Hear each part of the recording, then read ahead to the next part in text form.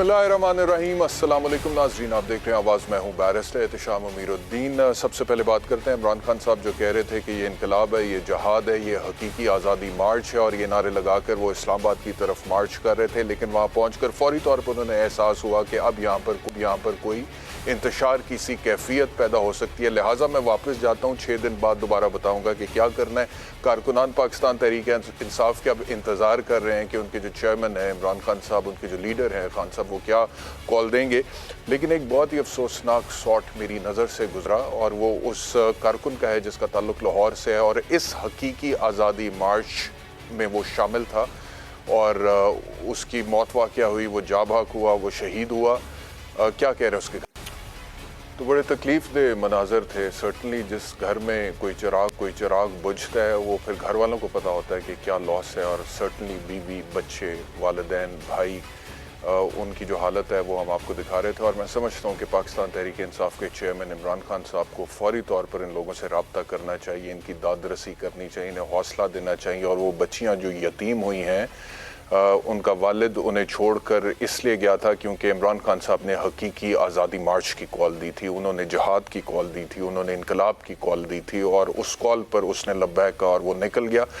और ये वही शख्स है जिसके हवाले से खबरें आ रही थी कि रावी के पुल से गिरकर इसकी मौत वाक़या हुई है। अब ये गिरा या इसको गिराया गया, उसमें पुलिस का किरदार था, नहीं था, या धक्कम पेल वहाँ पे कारकुनान के दरमियान में, या एक खबर ये भी आई थी कि कंटेनर पीछे हटाने में एक कारकुन की शहादत हुई है। ये तहरीक इंसाफ वाले खुद कह रहे थे। जो भी हकायक है वो आने वाले दिनों में क्लियर होकर सामने आएंगे। लेकिन certainly this is a loss of life जिसके हवाले से सिंपैथी एक्सटेंड होनी बनती है चेयरमैन पाकिस्तान तहरीक इंसाफ की तरफ से। इमरान खान साहब ने आज़ादी मार्च के हवाले से कल एक इंटरव्यू में क्या कहा था वो भी आपको। तो मैंने कल भी ये कहा था कि this is a big statement on part of Imran Khan. वो खुद कन्फेस कर रहे हैं कि मैंने देखा हमारे कुछ लोगों ने पिस्टल रखे हुए थे। यानी कि अगर किसी मार्च के कारकुनान जो उसमें जो मुजाहिरीन शामिल हैं उनके हाथों में असलहा है, पिस्टल्स हैं, जो कि वो कह रहे हैं कि था, तो यकीनी तौर पे वो किसी भी वक्त खूनी हो सकता था, जिसकी वार्निंग शेख रशीद साहब काफ़ी दिनों से दे रहे थे। तो ये बहुत ख़तरनाक बात है। और पुरअमन मार्च की मैं पहले भी कह चुका हूँ गुंजाइश मौजूद है, लेकिन असलहे से लेस होकर मार्च करने की गुंजाइश आइन में या कानून में मौजूद नहीं है। अच्छा, एक तो इमरान खान साहब का ये कन्फेशन, ये एतराफ़, और दूसरी तरफ CM KP के क्या कह रहे हैं वो भी सुन। बदलना है कि शाना है कि क्या चीज़ है, इसको हम स्पेयर नहीं करेंगे। उस वक्त तो मैं पुरअमन जुलूस में गया था। खान साहब दोबारा कॉल देंगे तो मैं बताऊंगा जो खैबर पख्तूनख्वा की फोर्स है वो मैं इस्तेमाल करूंगा। तो ये CM KP के कह रहे हैं कि अब दोबारा खान साहब कॉल देंगे तो पहले तो हम पुरअमन गए थे, लेकिन अब मैं KPK की फोर्स लेकर जाऊंगा। ये किस तरह का स्टेटमेंट है? CM होना एक बहुत बड़ी रिस्पॉन्सिबिलिटी है। आप चीफ एग्जीक्यूटिव हैं, पूरा सूबा आपके नीचे है और आपकी जिम्मेदारी ये नहीं है कि आपने उस सूबे की इंतजामिया फोर्स को लेकर वफाक पर या किसी और सूबे पर चढ़ाई कर देनी है, बल्कि आपकी जिम्मेदारी ये है कि उस सूबे के अमन को आपने इंश्योर करना है, गारंटी करना है। वहाँ पर लॉ एंड ऑर्डर हो, वहाँ पर जो गरीब आदमी है जो थाने में जा रहा है, पटवार खाने में जा रहा है, उसके साथ इंसाफ हो, अदालतों में इंसाफ हो, दीगर मामलात में इंसाफ हो। तो आपका तो सारा फोकस टोटली डिस्ट्रैक्टेड नजर आ रहा है। अगर आप प्लीज थोड़ा सा फोकस अपना दुरुस्त कर लें और अपने सूबे के हवाले से देखें तो बहुत सारी चीजें बेहतर हो सकती हैं। अस्पतालों से लेके, थानों से लेके, पटवारखानों से लेके, सरकारी महकमों तक बहुत कुछ बेहतर हो सकता है। तो आप अपनी थोड़ी सी सिमत दुरुस्त करें, ना कि ये कि आप कहें कि मैं CM KP के हूं तो मैं यहां की फोर्स लेकर वफाक पर चढ़ाई करूंगा। और साथ आप ये धमकी भी दे रहे हैं कि जी पहले पुरअमन था, अब हम फोर्स लेकर जाएंगे। तो फोर्स लेकर जाएंगे तो क्या करेंगे? तो ये खुदा न खास्ता खाना जंगी की सी कैफियत हो सकती है ना। फिर आप कहते हैं कि हमें क्यों रोका गया, फिर आप कहते हैं कि हमारे ऊपर क्यों आपने पाबंदी लगाई। तो ये एक और स्टेटमेंट है। जवाब में मरियम नवाज ने क्या कहा, ये भी कह रहा है कि ये जहाद है, इस जहाद में निकलो। ये जहाद नहीं है, ये फसाद है और इस फसाद को रोकना ऐन जहाद है। इनके मुंह से कल निकल गया ये इतराफ जुर्म इसने कर लिया कि मेरे लोग मुसल्ला थे। कोई इनके पास अब ये जवाज नहीं रह गया कि ये कहें कि लॉन्ग मार्च हमारी सियासी एक्टिविटी है, हमारा जमहूरी हक है। मजीद मरियम नवाज ने बयान के हवाले से क्या कहा, ये भी सुना। क्या फर्क है एक दहशतगर्द में और इमरान खान में? दहशतगर्द भी इसी तरह हमला आवर होते हैं हथियारों के साथ। ये जो मुसल्ला तहरीक है जिसका गैंग लीडर इमरान खान है, वो मुसल्ला तहरीक इसलिए دہشت گردوں سے زیادہ خطرناک ہے کہ انہوں نے سیاسی جماعت کا نقاب اپنے چہرے پہ چڑھایا ہوا ہے. اچھا یہ تو میں سمجھتا ہوں کہ this was more of an overstatement on part of Maryam Nawaz, جس میں وہ عمران خان کو دہشت گرد کہہ رہی ہیں، دہشت گرد سے تشبیہ دے رہی ہیں. میں نہیں سمجھتا عمران خان صاحب دہشت گرد ہیں یا دہشت گردی سے تشبیہ دینا مناسب ہے. ہاں یہ ضرور ہے کہ آپ یہ تنقید کر سکتے ہیں کہ اگر اس مارچ میں کچھ ایسے عوامل موجود تھے جو کہ اسلحے سے لیس تھے تو خدا نہ خواستہ کسی نہ کسی انسیڈنٹ کا یا پھر کسی نہ کسی سانے کا امکان موجود تھا. بہرحال یہ ان کا اپنا اوپینین ہے. ایٹ دا سیم ٹائم میں آپ کو یہ بتاؤں کہ عمران خان صاحب کا یہ جو بیان تھا کہ ہمارے اپنے مارچ میں کچھ لوگ اسلحے سے لیس تھے، پلس محمود خان کا یہ دھمکی آمیز بیان کہ میں چڑھائی کروں گا اپنی فورس لے کر KPK کی، وفاقی حکومت نے فیصلہ کیا ہے کہ اس پر کارروائی ہوگی. 5 رکنی کمیٹی بنائی گئی ہے جس کے سربراہ رانا ثناءاللہ وفاقی وزیر داخلہ ہیں. آئندہ لائے عمل اس حوالے سے طے کریں گے. عطا تارڑ جو کہ پنجاب میں مشیر داخلہ ہیں، انہوں نے کیا کہا یہ بھی سنیں. ہم جانتے ہیں کہ آپ جب دوبارہ لانگ مارچ کے لیے آئیں گے اپنے لاہو لشکر کے ساتھ تو آپ چاہیں گے کہ اس دفعہ امن و امان زیادہ خراب ہو. وزیر اعلیٰ نے اس بارے میں اپنی واضح پالیسی دے دی ہے. آپ دوبارہ آئیں گے، ہم آپ کو دوبارہ روکیں گے، آپ کو روکیں گے بھی، اور جہاں جہاں آپ کے لوگ قانون کو ہاتھ میں لیں گے ان کے خلاف بھرپور کارروائی ہوگی. اور وفاقی وزیر داخلہ رانا ثناءاللہ کیا کہہ چکے ہیں یہ بھی سنیں. یہ کہنا کہ ہمیں بعد میں خیال آ گیا کہ جی 100% گولی چلے گی، ہاں میں بھی اس بات کو تسلیم کرتا ہوں عمران خان صاحب، 100% نہیں 200% جو ہے وہ آپ گولی چلانے کے ارادے سے ہی آئے تھے. آپ کو یہاں جناح ایوینیو میں آ کے پتہ چلا کہ آپ کے ساتھ لوگ مسلح ہیں. ہمارے پاس ویڈیوز موجود ہیں، آپ کے سامنے لوگ اسلحہ لے کے کھڑے، اس وقت آپ کو اسلحہ نظر نہیں آیا. تمام ایویڈنس جو ہے وہ ہمارے پاس موجود ہے. ہم یہ بات ثابت کر سکتے ہیں، یہ بات ہم ثابت کریں گے. یہ ایک فتنہ اور فساد مارچ تھا. میرے ساتھ ہیں سینئر صحافی، سینئر تجزیہ نگار سلیم بخاری صاحب. بخاری صاحب بہت شکریہ مجھے جوائن کرنے کے لیے. اس سے پہلے میں کسی اور طرف بھی آپ کو لے کر جاؤں اور سوال پوچھوں. ابھی تک کے جو شارٹس میں نے چلائے ہیں جس میں عمران خان صاحب کا ایک اعترافی بیان سامنے آیا جس میں انہوں نے کہا کہ کچھ لوگوں کے پاس پسٹل تھا، تو آپ سمجھتے ہیں کہ یہ خطرناک بات ہے کیونکہ ایک موب مینٹیلٹی ایگزسٹ کرتی ہے جب بھی کچھ لوگ اکٹھے ہو رہے ہیں. ٹھیک ہے ایک پرامن احتجاج کی گنجائش موجود ہے، آئینی حق ہے، قانونی حق ہے، but at the same time ایک ہجوم موب کی شکل کب اختیار کر لے اور اس کیفیت میں کب چلا جائے. بہت زیادہ ہم نے واقعات دیکھے ہیں اس ملک میں اس طرح کے، تو یہ خطرناک تو ہے. سلیم بخاری صاحب. بس سر بہت شکریہ آپ کا، آپ نے اتنا کچھ کہہ دیا اور اتنی تفصیل سے کہہ دیا ہے کہ بہت کم گنجائش میرے لیے باقی ہیں، اور ساری ہی باتیں آپ کی درست ہیں. ہم کو آنکھیں بند کر کے کان بند کر کے تسلیم کر لینا چاہیے. میں اس میں تھوڑی سی اضافہ جو ہے وہ کر دیتا ہوں جتنی میری کیپیسٹی ہے. پہلی بات تو یہ ہے کہ ایک تاثر ابھر رہا ہے اور باقاعدہ قوت پکڑ رہا ہے کہ ایک اکائی جو ہے وہ فیڈریشن کے اوپر حملہ آور ایک دفعہ ہو چکی ہے اور دوسری دفعہ ہونے کا ارادہ رکھتی ہے. یہ کوئی اچھا اومن نہیں ہے. پاکستان کی ہسٹری میں اس سے پہلے یہ کبھی نہیں ہوا. بلوچستان جس کو بہت ہی سمجھا جاتا ہے کہ وہ وہاں کے لوگ جو ہیں وہ وہاں بڑی تحریکیں چل رہی ہیں سیپریٹزم کی اور پتہ نہیں کیا کیا، لیکن اس کے باوجود بھی کبھی نہیں سنا گیا کہ بلوچستان سے کوئی حملہ آور ہوا ہو اسلام آباد کے اوپر.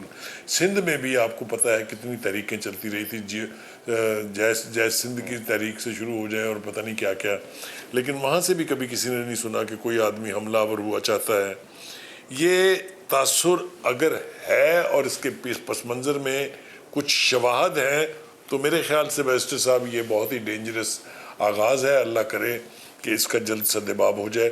اور دوسری بات یہ کہ جن چیزوں کا خدشہ Rana Sanaullah as interior minister کر رہے تھے کہ یہ مسلح جتھے آئیں گے اسلام آباد، جن چیزوں کا وہ کہہ رہے تھے کہ یہ اکائی جو ہے فیڈریشن کے اوپر حملہ آور ہوا چاہتی ہے، وہ اپنے بیانات کی روشنی میں انہوں نے ثابت کر دیا کہ یہ پریمیسز رانا ثناءاللہ کا ٹھیک تھا. جب عمران خان یہ کہتے ہیں کہ ان کے ساتھ جو لوگ تھے ان کے پاس بھی اسلحہ تھا، اور جب یہ چیف منسٹر کہتے ہیں کہ اگلی دفعہ آؤں گا تو پوری فورس KPK کی لے کے آؤں گا، اور کون سا اشارہ اور ثبوت چاہیے آپ کو اس بات کے لیے کہ PMLN جب یہ پروجیکٹ کرتی ہے کہ یہ جہاد نہیں فساد ہے اور فساد کو ختم کرنا جو ہے وہ جہاد ہے، تو اس میں کون سی غلطی ہے؟ ایک بات تو یہ ہے. دوسری بات یہ ہے کہ ملک کی جو صورتحال ہے اس کے پیش نظر ضرورت تو اس بات کی تھی کہ کوئی پولیٹیکل ریپو ہوتا, کوئی گرینڈ نیشنل الائنس کی بات ہوتی, لیکن یہاں تو لشکر کشی کا منظر نظر آ رہا ہے, اور یہ بیرسٹر کسی صورت بھی اچھا اومن نہیں ہے ایک ایسی ڈیموکریسی کے لیے جو اکنامک کرائسس کا شکار ہے, ایک ایسی سوسائٹی جو ڈیوائیڈڈ ہے, جس میں ڈیگرز آر ڈرون. اس صورتحال میں اس قسم کا رویہ جو ہے وہ میری سمجھ سے بالکل بالا تر ہے. عمران خان صاحب کا خیال یہ ہے کہ جس طریقے سے پہلے فیسیلیٹیٹ کیا ان کو سپریم کورٹ نے یہ کہہ کے یہ آرڈر ایشو کر کے کہ ان کے راستے کی رکاوٹیں ہٹا لی جائیں, جب تک یہ آرڈر ایشو نہیں ہوا تھا 5:15 بجے تک تو وہ اٹک کا پل کراس نہیں کر پائے تھے اور لاہور سے نکل نہیں پائے تھے. یہ بات اسٹیبلشڈ ہے, یہ بات فوٹیج کے اوپر موجود ہے. لیکن جب انہیں آنے کی راہداری جو ہے وہ مل گئی سپریم کورٹ سے, پھر اس کے بعد انہوں نے باقی کا جو پورشن تھا ان کے سپریم کورٹ کے فیصلے کا, اس کے اوپر پھر انہوں نے عمل درآمد ضروری نہیں سمجھا, اور وہ یہ تھا کہ وہ I-9 پارک سے آگے نہیں جائیں گے, ڈی چوک میں نہیں جائیں گے. لیکن وہ میسج کمیونیکیٹ ہونے کے بعد عمران خان صاحب نے اعلان کیا کہ وہ ڈی چوک جائیں گے, اور لوگوں سے بھی کہا کہ آپ وہاں پہنچیں اور میرا انتظار کریں. بیرسٹر صاحب, میں آپ کے پروگرام میں ایک وضاحت کرنا چاہتا ہوں کہ یہ ڈی چوک ریڈ زون کیوں امپورٹنٹ تھا, کیوں عمران خان صاحب کی ضد ہے کہ وہاں جائیں گے. وہ آپ کو معلوم ہے کہ behind the parliament building and behind the prime minister's house یہ there is something called diplomatic enclave, جس میں تمام ممالک کی ایمبیسیز ہیں, اور سب سے پہلے ٹھیک بالکل صحیح کہہ رہے ہیں بخاری صاحب, مین بولیوارڈ کی طرف سے. جی بخاری صاحب, ایک اور میں آپ کو شارٹ سنوانا چاہتا ہوں, جو آپ نے کہا کہ اومنز کوئی اچھے نظر نہیں آ رہے. جی میں اسی طرف آ رہا ہوں. میں آپ سے یہ کہہ رہا ہوں کہ یہ عمران خان صاحب کا یہ اقبالی بیان جس میں انہوں نے کہا کہ ہمارے لوگوں کے پاس بھی پسٹل تھا, پلس سی ایم KPK نے جو کچھ کہا وہ بھی ہم نے سنوا دیا. اب شہباز گل صاحب کیا کہہ رہے ہیں, جو کہ اسپیشل اسسٹنٹ رہ چکے ہیں جب عمران خان صاحب تھے, ابھی چیف آف سٹاف ہیں, وہ کیا کہہ رہے ہیں, یہ بھی ذرا سن لیں. آپ کو یہ پتا ہے نا کہ ہماری سب سے زیادہ سپورٹ کس صوبے میں ہے, KPK. وہاں کا کلچر کیا آپ کو پتا ہے کہ آپ ایک تھپڑ ماریں گے, آپ کی اگلی 10 نسلوں تک جب تک تھپڑ کا جواب نہیں آئے گا, ان کا کلچر ہے کہ وہ آپ کو معاف نہیں کریں گے. ایک دنیا کی سب سے بڑی سپر پاور سے 20 سال مقابلہ کیا ہے اور وہ لوگ ہارے نہیں ہیں. آپ کو لگتا ہے وہ آپ سے ہار جائیں گے؟ رانا صاحب, تہاڈا جڑا اسلحہ تسی تے گندے اسلحے دے ہو, سانو پتا ہے جو کچھ پھر وہاں سے نکلے گا وہ آپ کو پتا نہیں چلے گا, لیکن ہم نہیں نکلنے دیں گے کیونکہ ساڈا اسلحہ چنگا ہے.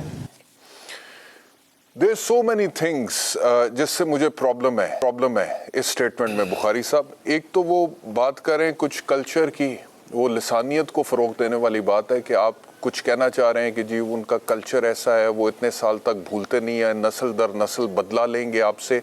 تو کس قسم کی تفریق ڈرا کرنے کی کوشش کر رہے ہیں آپ پاکستانیوں کے درمیان؟ اس سے کوئی فرق نہیں پڑتا کہ کوئی پٹھان ہے, پنجابی ہے, سندھی ہے, بلوچی ہے, at the end of the day سب پاکستانی ہے.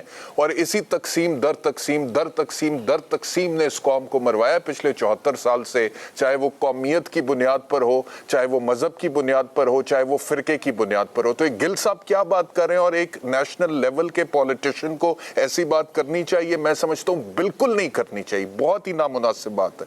دوسرا وہ کچھ کلچر کی بات کر رہے ہیں. تیسرا پھر میں آگے بات کرتا ہوں, پہلے آپ اس کے اوپر پلیز کامنٹ کیجئے گا. دیکھیے بیرسٹر, آپ نے پھر وہ سب کچھ کہہ دیا جو میں کہہ سکتا تھا, لیکن ایک باتیں جو ہیں وہ میں عرض کر دوں. پہلی بات تو یہ کہ اس کے اس بیان کے اوپر سب سے سٹرونگ ریاکشن اسی صوبے سے آیا ہے, اور انہوں نے جو کچھ کہا ہے میرے خیال سے شرمسار ہونا چاہیے, اپولوجائز کرنا چاہیے, ان کو قوم سے معافی مانگنی چاہیے. انہوں نے کہا ہمارا کلچر بالکل یہ نہیں ہے کہ اگر آپ تھپڑ ماریں تو ہم گولیاں چلا دیں گے, ہم مہمانوں کی قدر کرنے والے لوگ ہیں. بہت مختلف لیولز کے اوپر ان کے اس بیان کو KPK کے لوگوں نے جو ہے وہ یعنی اس کی مذمت کی ہے. اور دوسری بات یہ کہ یہ بالکل تقسیم کرنے کی اتنی خوفناک سازش ہے. شہباز گل صاحب جو ہے, نہ ان کے روٹس یہاں ہیں, نہ ان کا فیوچر یہاں ہے, نہ ان کا پاسٹ یہاں تھا. وہ کرائے کے قاتل ہیں, وہ آئے تھے یہاں پر, اور جو ان کے منہ میں آتا ہے ان کے کوئی لگام نہیں ہے. نہ وہ یہ سوچ رہے ہیں کہ قوم کو تقسیم کرنے میں ان کا بیان کتنا خوفناک ثابت ہو سکتا ہے, نہ وہ یہ سوچ رہے ہیں کہ یہ ایک تصادم کی طرف لے کے جائے گا. پتہ نہیں کس قسم کے لوگ گھیرا کیے ہوئے ہیں عمران خان صاحب کا کہ وہ کوئی ڈھنگ کی بات کرنا بھی چاہتے ہیں تو نہیں کرنے دیتے, وہ کنٹینر پر کھڑے ہیں. بالکل بخاری صاحب, یہ میرا اگلا سوال تھا. آپ جی کہ یہ میرا سوال تھا, بینکوں سے پیسے نکال کر ہونڈی سے بھیجیں. جی یہ جتنی بھی باتیں مثال کے طور پہ یہ عمران خان صاحب نے جس طرح سے, اگر ہم عمران خان صاحب کے پوائنٹ آف ویو سے اس کو دیکھیں اور اگر ہم درست سمجھیں کہ وہ کہتے ہیں کہ جی جب میں وہاں پر پہنچا میں نے دیکھا ہمارے لوگوں کے پاس پسٹل تھا, تو کیا یہ ممکن ہے کہ عمران خان صاحب نہیں چاہتے تھے کہ مسلح ہو کر جتھوں کی صورت میں لوگ لانگ مارچ میں شرکت کریں, لیکن ان کے نہ چاہنے کے باوجود ایسا ہوا؟ کیا عمران خان صاحب یہ نہیں چاہتے تھے کہ شیخ رشید صاحب اس طرح کے سٹیٹمنٹس دیں کہ یہ خونی مارچ ہوگا, یہ سول وار کی طرف جائے گا, لیکن شیخ رشید صاحب نے یہ سٹیٹمنٹس دے کے ایک عجیب و غریب سا ماحول پیدا کر دیا پورے ملک میں؟ کیا عمران خان صاحب یہ نہیں چاہتے تھے کہ ڈاکٹر شہباز گل اس طرح کا سٹیٹمنٹ دیں جو کہ لسانی بنیادوں پر قوم کو تفریق کرنے کے مترادف ہو, وہ پٹھان اور پنجابی کے درمیان ایک لکیر کھینچنے کی کوشش کریں اور کسی ایک کلچر کو سپیریئر ثابت کرنے کی کوشش کریں, لیکن اس کے باوجود ڈاکٹر شہباز گل نے یہ دے دیا؟ تو اگر تو خان صاحب یہ نہیں چاہتے تھے تو پھر یہ سب ان کے ٹیم ممبرز کیسے ہیں؟ اور یا پھر دوسری صورت یہ ہو سکتی ہے کیا خان صاحب یہ چاہتے ہیں؟ آپ کو کیا لگتا ہے؟ جی میں اس لیے ان سارے بیانات کو یعنی برداشت کرنے کے لیے تیار ہوں کہ خود عمران خان صاحب کا بیان لیجئے آپ, جب وہ مارچ کے لیے آغاز کیا انہوں نے, جو تقریر تھی ان کی وہاں پر, کہ میں وارن کرنا چاہتا ہوں بیوروکریٹس کو, وہاں کی پولیس کو, وہاں کے پولیٹیشنز کو, حکومت کے ارکان کو, کہ یہ جو عوام کا سمندر آ رہا ہے تنکے کی طرح بہا کے لے جائے گا ان سب کو. اس کا کیا مطلب ہے؟ کیا یہ ان سارے بیانات کو جسٹیفائی نہیں کرتا کہ وہ سب کچھ ان کی اشیرواد کے ساتھ ہوتا تھا؟ آپ مجھے بتائیے, پارٹی میں کسی کی جرت ہے عمران خان صاحب کی مرضی کے بغیر کوئی لفظ ادا کر دینے کی؟ آپ کا خیال ہے کہ ایسا ہو سکتا ہے؟ تو ان تمام بیانات کو عمران خان صاحب ایک ذرائع کی خبر یہ بھی آ رہی تھی بخاری صاحب, ایک ذرائع کی خبر یہ بھی آ رہی تھی کہ عمران خان صاحب شیخ رشید سے برہم ہیں ان کے ان بیانات پہ کہ خونی مارچ ہوگا, یہ تصادم کی طرف, انتشار کی طرف, تشدد کی طرف, خانہ جنگی کی طرف جا رہے ہیں ہم, ان کو اس پر تحفظات تھے. آپ کے پاس کوئی ایسی معلومات ہیں؟ میں عرض کروں آپ سے کہ یہ کسی چیز کو جسٹیفائی کرنے کے لیے ایک درفنتنی چھوڑی ضرور گئی ہے, لیکن وہ ناراض اس لیے نہیں ہیں کہ انہوں نے یہ بیان دیا, وہ ناراض اس لیے ہیں کہ شیخ رشید صاحب کہیں ڈھونڈنے کو نہیں ملے, وہ ناراض اس لیے ہیں کہ پنجاب نے بٹرے کیا ان کو, وہ ناراض اس لیے ہیں کہ انہوں نے لیڈرشپ بدل دی پنجاب کی. آپ کے سامنے نہیں ہے یہ صورتحال؟ یہاں کے پریزیڈنٹ تو تھے شفقت محمود صاحب, وہ اب سارا کچھ سپرد کر دیا انہوں نے شاہ محمود قریشی کے. تو یہ میں ماننے کے لیے تیار نہیں ہوں کہ ان لوگوں میں یہ جرت ہے کہ وہ کوئی ایسا بیان دے دیں جس میں ان کی مرضی, منشا اور اپروول نہ ہو. یہ نہیں ہو سکتا, پی ٹی آئی میں نہیں ہو سکتا, اور اسی طرح کسی بھی پارٹی میں نہیں ہو سکتا. کچھ ممبرز کے خلاف بھی ایکشن لینے کا فیصلہ کیا پاکستان تحریک انصاف کے چیئرمین نے. وہ کہتے ہیں کہ ٹھنڈے کمروں میں بیٹھے ہیں لانگ مارچ والے دن. نہیں, ان کو اس سے زیادہ شکایت یہ ہے کہ چلے تو وہاں سے ساتھ تھے, راستے سے غائب ہو گئے. اور وہ ایک طویل لسٹ ہے, کم لوگ نہیں ہیں اس میں, ایم پی ایز ہیں, اس میں ایم این ایز ہیں, اس میں وزراء ہیں. آپ دیکھیے صورتحال بہت عجیب و غریب ہے. اگر آپ اس کو اسی اینگل سے دیکھیں جس طرح سے اس کو کہا جا رہا ہے کہ یہ ایک اکائی کا فیڈریشن کے اوپر حملہ ہے, تو اس کی کنوٹیشنز ہی بدل جاتی ہیں ساری. یہ سارا کچھ کسی زمرے میں آتا ہے جس کے لیے ہائی ٹریجن جیسے قوانین ملک میں موجود ہیں. تو میں آپ کو یہ کہہ رہا ہوں کہ ابھی بھی وقت ہے.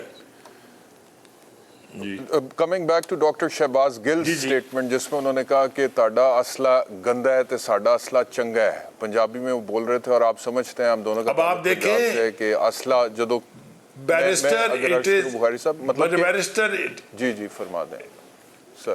میں عرض کروں, یہ جو ہے نا, it is challenging the state, it is challenging the rate of the state. وہ اسلحہ جو ہے نا جتنا وہ چلانا جانتے ہیں, وہ میرے خیال سے جو ان کو جانتے ہیں انہیں اچھی طرح سے علم ہے, لیکن یہ بات جو ہے وہ اسلحہ وہ والا نہیں. بخاری صاحب وہ اس اسلحے کی بات نہیں کر رہے ہیں جو میں سمجھاؤں. وہ پنجابی میں اسلحہ بولتے ہیں بیک گراؤنڈ کو, خاندان کو, نسل کو, وہ اس کی بات کر رہے ہیں. اور یہ بہت ہی ڈسکریمنیٹری اور ریسسٹ قسم کا سٹیٹمنٹ. یہ اس سے بھی ڈینجرس ہے.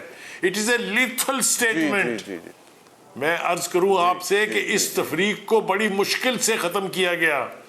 ये जो सूबाई खुद मुख्तारी के झगड़े और लड़ाइयाँ थी उनको 18वीं तरमीम में जिस तरह से समेटा गया, ये सारा कुछ उसको अंडू करने के लिए है। ये बहुत डेंजरस मूव है। खुदा करे कि इसमें कामयाब ना हो और खुदा करे कि ये उनकी मूव का ऑब्जेक्टिव ना हो। मकसद ये है कि को और कितना कहने का मकसद ये बुखारी साहब के राना सनाउल्लाह जो हैं उनकी माजी की कारकर्दगी से, उनके फैसलों से, उनके बयानात से मुझे 100 इख्तलाफ हो सकता है, आपको हो सकता है। सानिया मॉडल टाउन के हवाले से मैंने प्रोग्राम किए होंगे, आपने उस हवाले से बहुत बात की होगी, लेकिन उसके बावजूद राना सनाउल्लाह को अगर हम इस तरह से टारगेट करें तो ये कोई समझ से बाहर है। This is really below the belt. यानी कि अगर Rana Sanaullah, if I don't want Rana Sanaullah to lead me as a Pakistani, then what is the alternative I have? Doctor Shahbaz Gill जो कि इतना बिलो द बेल्ट जाके हिट कर रहे हैं, और अगर मैं ये कह देता हूं तो लोग ये समझेंगे ये पाकिस्तान मुस्लिम लीग नवाज के हक में स्टेटमेंट दे रहे हैं। मैं अर्ज करूं आपसे कि हमने शहबाज गिल के बयानात पहली दफ़ा नहीं सुने आपको, और मुझे बहुत अच्छा तजर्बा है जिस तरह की ज़बान है, जिस तरह की उनकी सिलेक्शन ऑफ वर्ड्स है। आपको याद होगा यहाँ पंजाब में खड़े होकर, पंजाब के कैपिटल में खड़े होकर उन्होंने कहा था मैं मंजी पीढ़ी ठोक दूंगा। ज़रा अंदाज़ा फरमाइए, इशारा कर रहे थे वो मरियम की तरफ। ज़बान ज़रा देखें उनकी क्या है। इमरान खान साहब कैसे ऐसे लोगों को अपने इर्द गिर्द बर्दाश्त कर सकते हैं? Chief of staff Imran Khan के चीफ ऑफ स्टाफ हैं जी, चीफ ऑफ स्टाफ हैं, और अल्फाज देखें जो इस्तेमाल कर रहे हैं, वेरी डेंजरस और मुझे वेरी अनफॉर्चुनेट। और I often get shocked Bukhari साहब के खान साहब नोटिस क्यों नहीं लेते? नहीं, मैंने आपको कहा, देखें मैं आपको अब ये बात कन्विक्शन से कह रहा हूँ कि इमरान खान साहब जो है ऐसे अफराद को पसंद करते हैं और उनको शाबाश देते हैं रात में। ये जब हमें पहली दफ़ा कहा गया कि जनाब बनी गला में उन लोगों को शाबाश मिलती है, आशीर्वाद मिलती है जो दिन भर गालियाँ देते हैं या दिन भर ऐसी तैसी करते हैं अपोजिशन की, वो हम मानने के लिए तैयार नहीं थे, लेकिन शवाहद कहते हैं कि हाँ ऐसा होता था। और उस टीम को ठीक है बुखारी साहब, आखिरी चंद सेकंड्स हैं, ये फरमा दें आगे आप क्या देख रहे हैं? इमरान खान साहब की अगली हिकमत अमली क्या देख रहे हैं? मैं तवक्को ही कर सकता हूँ, सिर्फ देख तो मैं जो रहा हूँ वो अल्लाह करे कि ना हो। मैं तवक्को करता हूँ कि इमरान खान साहब for a change, for once national unity की तरफ वापस आए। जिस चीज़ को वो जहाद कह रहे हैं वो साबित हो चुका है कि फसाद है। और आपको लगता है कि असेंबलियों में वापस आ सकते हैं? क्योंकि ये जो पीटीआई की कोर कमेटी का इजलास हुआ था उसमें चूंकि कोर कमेटी की मीटिंग में उन्होंने ये जी जी जी जी जी जी चूंकि कोर कमेटी में ये मामला काफ़ी देर तक डिस्कस हुआ है, लिहाजा दो राय हैं बिल्कुल वाज़े तौर पर।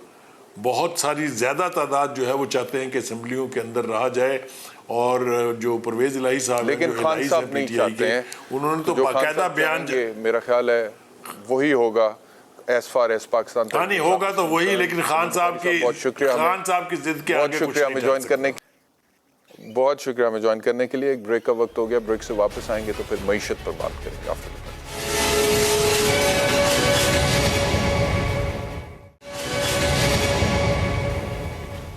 वेलकम बैक टू आवाज़। अब बात करते हैं कुछ मईशत के हवाले से। शहबाज शरीफ साहब ने कुछ दिन पहले एक स्टेटमेंट दिया था। अक्सर वो कहते हैं कि आटे की फराहमी को यकीनी बनाऊंगा चाहे मुझे अपने कपड़े बेचने पड़े, और सीएम केपी को उन्होंने कुछ कहा था। क्या कहा था सुनिए।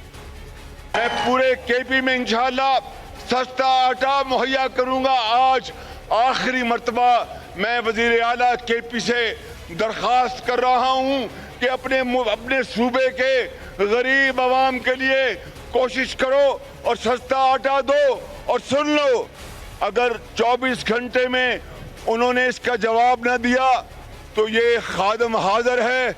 जिस तरह मैंने वहां पर कहा था, आज फिर कह रहा हूं, कपड़े बेचूंगा, सस्ता आटा मुहैया करूंगा आपको। और फिर 24 घंटे में जवाब आया, किस तरह से आया ये भी देखें। ये जो पता है रंगीला वजीर आजम है कि क्या चीज है, अजीब सी चीज है, मेंटल कैसे हो। कल आया था मानसेरा, उधर कह रहा है कि मैं वजीर आला को अल्टीमेटम दे रहा हूँ 24 घंटे कि आप आटे की कीमत कम कर दे।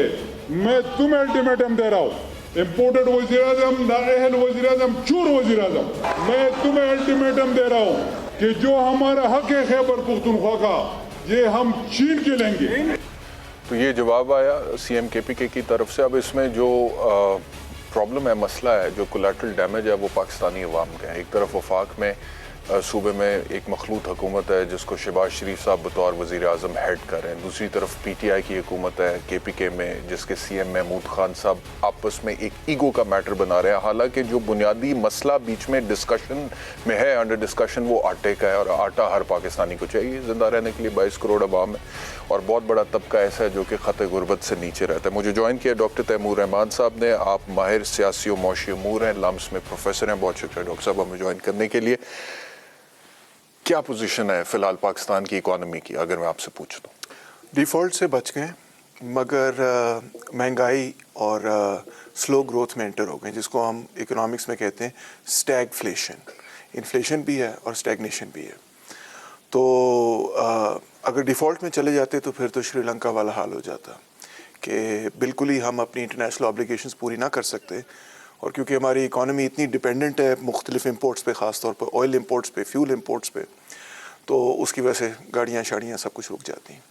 اب سچویشن یہ ہے کہ کیونکہ ہم نے آئی ایم ایف سے قبول کر لی ہیں, انہوں نے ہمیں انفیکٹ $2 بلین ایکسٹرا آفر کیے ہیں, 8 بلین تک وہ لے گئے ہیں اپنا enhance programme.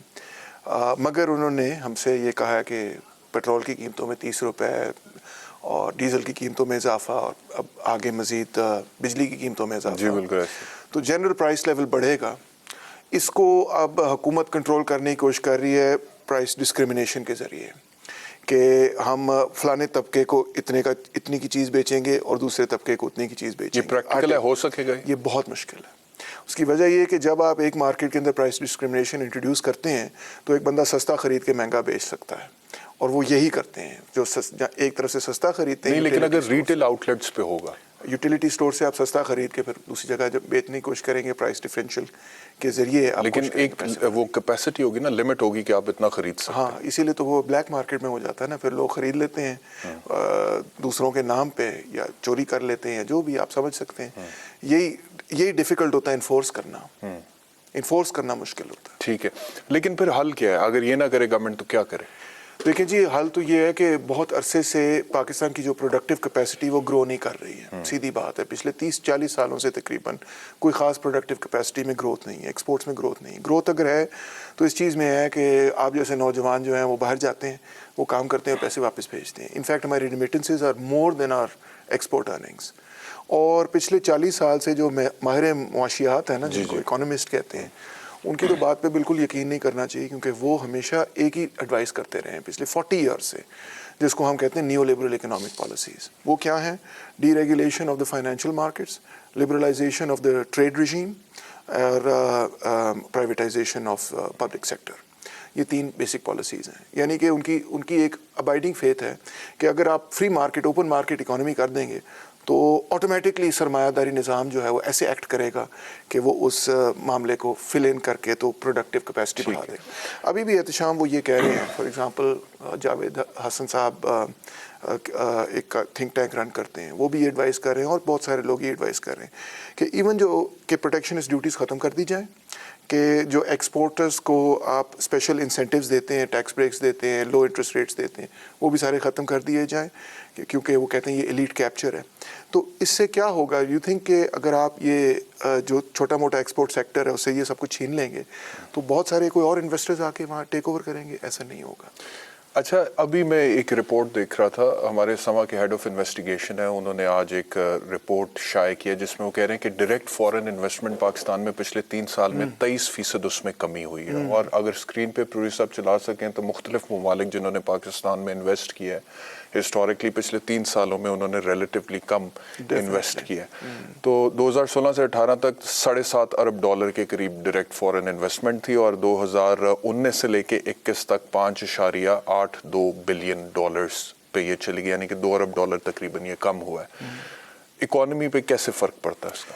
F D I کم ہوگی تو اوبیسلی جو ٹیکنالوجی بھی آتی ہے اس کے ساتھ, اور انویسٹمنٹ جب آئے گی تو ڈالرز بھی آئیں گے آپ کے پاس.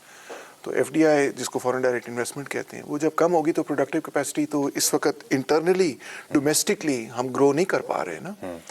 تو ایک ہی ہمارے پاس ذریعہ تھا کہ سرمایہ کاری باہر سے لے آئیں, اندر سے تو بہت ہی پور حالات ہیں، اور اندر کی جو سرمایہ دار ہے وہ بھی اپنے پیسے جو ہے اٹھا کے باہر لے جاتا ہے، اور باہر کا جو سرمایہ دار ہے وہ بھی اگر پہلے پیسے لے کر آیا کرتا تھا تو اب وہ ڈرائی اپ ہو رہا ہے. تو سرمایہ کاری تو پاکستان کے اندر ہو ہی نہیں رہی ہے. اگر چھوٹی موٹی سرمایہ کاری ہو رہی تو آپ جانتے ہوں گے ریل اسٹیٹ میں ہو جاتی ہے، سروس سیکٹر میں ہو جاتی ہے، مگر انڈسٹریل ڈیولپمنٹ میں نہیں ہوتی، جس سے ایکچوئل اکانومی کی ڈائیورسفیکیشن ہوتی ہے. ٹھیک ہے. ہمارے پاس اچھا ڈاکٹر صاحب یہ بتائیے گا، جی ہمارے پاس احتشام کچھ ہے ہی نہیں جو ہم باہر کی منڈی میں بیچ سکیں. That is the reality. مثال کے طور پہ ہم یہ فونز نہیں بنا سکتے، ہم کوئی گاڑیاں نہیں بنا سکتے، ہم کوئی سوائے کاٹن ریلیٹڈ پروڈکٹس کے کوئی تیسری چیز ہمارے اور لوگوں کو باہر بھیجنے کے. اور جو چیزیں ہم یہاں پہ پروڈیوس کرتے ہیں وہ بھی ہم امپورٹ کر رہے ہوتے ہیں بہت. Exactly right. مثال کے طور پہ چینی ہے یا گندم ہے. That's also true in automobiles and so on, ساری چیزیں. ٹھیک ہے. اچھا یہ بتائیے گا کہ اس وقت جو صورتحال ہے شہروں میں لوڈ شیڈنگ تقریباً 8 سے 10 گھنٹے کی ہے، دیہاتی علاقوں میں 14 سے 16 گھنٹے کی لوڈ شیڈنگ ہو رہی ہے. ابھی آئی ایم ایف کے پاس ہم جا رہے ہیں، آئی ایم ایف نے ہمیں انسٹالمنٹ دینی ہے، آپ نے بھی کہا ہے 1958 سے تقریباً ہم آئی ایم ایف کے پاس جا رہے ہیں، اور ابھی بھی آئی ایم ایف کی قسط تھوڑی لیٹ پہلے سے جا رہے ہیں. مگر ہاں جو مجھے یاد پڑتا ہے جنرل ایوب کے زمانے میں 1958 میں پہلی دفعہ گئے تھے، اور اس کے بعد سے پھر تقریباً ہر حکومت میں ہم آئی ایم ایف کے پاس گئے. میں نے پورا ریکارڈ نکال کے ایک دفعہ دیکھا تھا. اچھا لیکن ابھی بھی جب آئی ایم ایف سے انسٹالمنٹ ڈیلے ہونی ہوتی ہے یا ہو رہی ہوتی ہے تو ہم کہتے ہیں کہ we are at the verge of default. خدا نخواستہ سری لنکا جیسی حکومت. کوئی طریقہ ہے کہ ہم اس وشس سرکل میں سے باہر نکل آئیں؟ اور اگر نکل سکتے ہیں کیسے نکل سکتے ہیں، اور کتنی دیر تک، کتنا ٹائم لگے گا نکلنے میں؟ آئی تھنک کہ جو پورا پیراڈائم ہے نا جو ہم نے فالو کیا ہے، اس سارے پیراڈائم کو چینج کرنا ہوگا. میں نے مثال طور پہ 10 چھوٹے سے نکات یہاں پہ لکھے ہیں، آپ ساتھ شیئر کروں گا. پہلے تو بات یہ نیو لبرلز ہمیں یہ سکھاتے ہیں کہ جی آپ کی اکانومی اوور پروٹیکٹڈ ہے، پروٹیکشنسٹ بیریئرز کم کریں. میرا خیال ہے یہ بالکل غلط پالیسی ہے. پروٹیکشنسٹ بیریئرز کم کرنے سے ہمارا اور ستیہ ناش ہو جائے گا. تو پروٹیکشن بڑھنی چاہیے. ریگولیشن آف بینکس جو ہیں انفیکٹ مور ریگولیٹڈ ہونی چاہیے. اسٹیٹ بینک کو جو آپ نے اٹانومی دے دی اور آئی ایم ایف کے ماتحت کر دیا، اس کو ریورس کرنے کی ضرورت ہے. It should be under the government. آپ کو شاید یاد نہیں ہوگا، مجھے یاد ہے کہ ایک زمانہ تھا کہ ہمارے پاس فلوٹنگ ایکسچینج ریٹ نہیں تھا. آپ جا کے مارکیٹ سے ڈالرز نہیں خرید سکتے تھے. ضیاء کے زمانے کے اندر فار انسٹنس، ایوب کے زمانے میں، بھٹو کے زمانے میں فکسڈ ایکسچینج ریٹ ہوتا تھا. We can go back to the fixed exchange rate تاکہ ڈالر کی قیمت اپریشیٹ اس طرح سے نہ کرے. یہ بھی ہمارے پاس آپشن ہے آن دا ٹیبل. ہم اس کو ڈسکس ہی نہیں کر رہے کیونکہ ایسا ابائڈنگ فیتھ ہے. پھر ہمیں ایک ایکسپینشنری فسکل پالیسی چاہیے جس کو کینزین اکنامکس کہتے ہیں، جس سے آپ انٹرنلی گروتھ کو جنریٹ کر سکتے ہیں اور تیزی سے جنریٹ کر سکتے ہیں. پھر ہمیں ایگریکلچر سیکٹر کو امپروو کرنے کے لیے کمپریہنسو قسم کے لینڈ ریفارمس چاہیے، اچھے لینڈ ریفارمس چاہیے. پھر ہمیں یہ چاہیے کہ انڈیا ہمارے ساتھ بیٹھا ہے، ہم اس کے ساتھ تجارت کرنے کے لیے تیار نہیں، کیونکہ کشمیر کا مسئلہ ہم کہتے ہیں جب تک حل نہیں ہوگا ہم انڈیا سے تجارت نہیں کریں گے. تو that's a very bad, economically speaking that's a very bad policy. پھر اوپر سے یہ کہ ہم نے طالبان کو اتنا سپورٹ کیا ہے افغانستان کے اندر کہ اس کے نتیجے میں امریکہ سے بھی اور لہٰذا اور لوگوں سے بھی ہمارے تعلقات خراب ہوئے. We have to reverse that policy. Iran کے ساتھ ہم ٹریڈ کیوں نہیں کر رہے؟ They have the one thing that we need and we have the one thing that they need. ان کے پاس بھرا پڑا ہے تیل، اتنا تیل ہے جس کی حد حساب کوئی نہیں. اور ان کو کیا چاہیے؟ فوڈ، کھانا. اور ہمارے پاس کیا ہے؟ ہم کھانا دے سکتے ہیں. ہمارے پاس انڈس پوری ایگریکلچرل باسکٹ ہے. اور ہمیں چاہیے کیا؟ کیوں ہم بار بار پھنستے ہیں؟ ایک اور لاسٹ چیز، نان کمبیٹ ایکسپینڈیچرس کو کم کرنا ہوگا تاکہ حکومت جو ہے وہ مینیج کی ایک اچھی بجٹ بنا سکے. ٹھیک ہے. آن دیٹ پوائنٹ بریک لیتے ہیں، بریک کے بعد واپس آتے ہیں.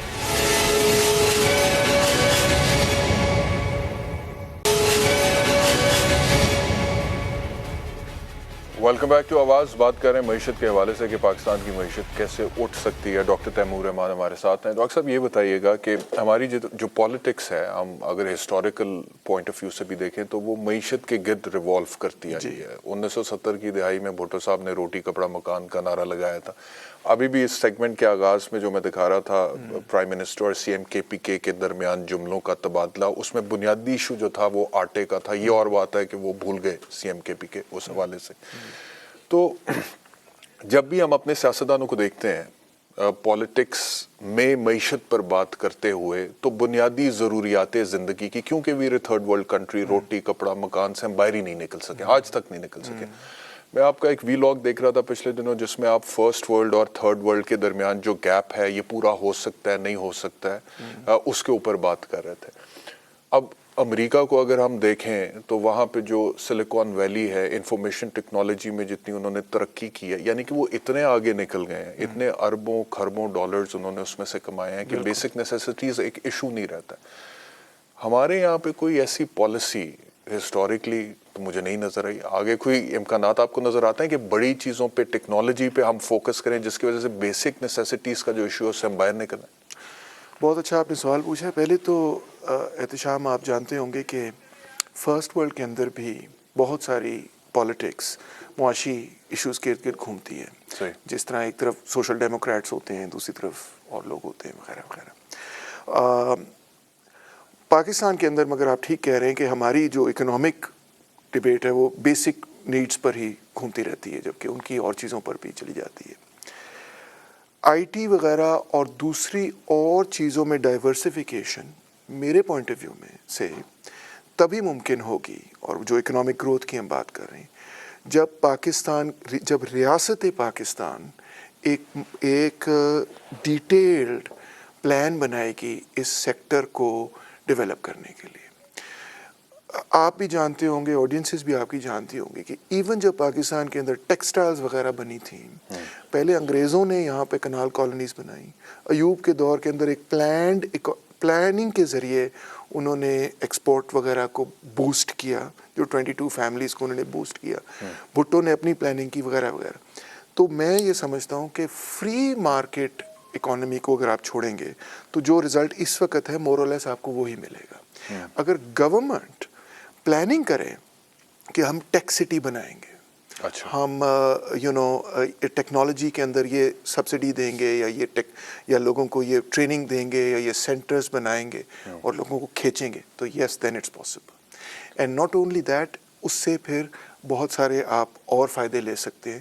آپ اپنے چیزیں ایکسپورٹ بھی کر سکتے ہیں, باہر لوگوں کے ساتھ کنیکٹ کر کے کام بھی کر سکتے ہیں وغیرہ وغیرہ. اچھا, یہ جو ہم بات کر رہے تھے کہ ہمارے یہاں پہ سیاست میں جب معیشت ڈسکس ہوتی ہے تو روٹی کپڑا مکان سے بات ہارڈلی آگے جاتی ہے, لیکن امریکہ میں پریزیڈینشل ڈیبیٹس جو کہ لائیو جاری ہوتی ہیں اور پوری دنیا دیکھ رہی ہوتی ہے, اس میں cloning, genetic engineering, stem cells کے حوالے سے بھی جو پریزیڈینشل الیکشن کے کینڈیڈیٹس ہوتے ہیں وہ ڈسکشن کر رہے ہوتے ہیں. ڈسکشن ضرور کرتے ہیں, but the big votes come from jobs.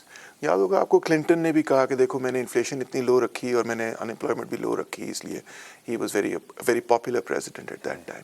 اور جب آپ نے دیکھا ہوگا جب ٹرمپ بھی آیا تو اس نے کہا میک امریکہ گریٹ اگین, جس سے اس کی مراد یہ تھی کہ جو فیکٹری ورکنگ کلاس جابس ہیں وہ امریکہ کے اندر رکھ کے. 30 سیکنڈز ہیں, اس حکومت سے کیا امید ہے آپ کو؟ یہ کہنا کافی احساس, گہرا سانس لے لینا کافی ہے. لیکن شہباز صاحب کا جو امیج ہے کہ ایڈمنسٹریٹر اچھے ہیں, ایڈمنسٹریٹر اچھا, مگر جو پالیسی فریم ورک ہے اس کو دیکھنے کی ضرورت ہے. اور میرا پوائنٹ آف ویو یہ ہے کہ اس پالیسی فریم ورک سے نکلنے کی ضرورت ہے. یہ جو ایکسکلوسیو ریلائنس ہے نیو لبرل پالیسیز پہ, اس سے نکلنے کی. بہت بہت شکریہ ڈاکٹر تیمور امان ہمیں جوائن کرنے کے لیے, بہت شکریہ پروگرام دیکھنے کے لیے. انشاءاللہ کل آپ سے دوبارہ ملاقات ہوگی. اپنا بہت خیال رکھیے. اللہ حافظ.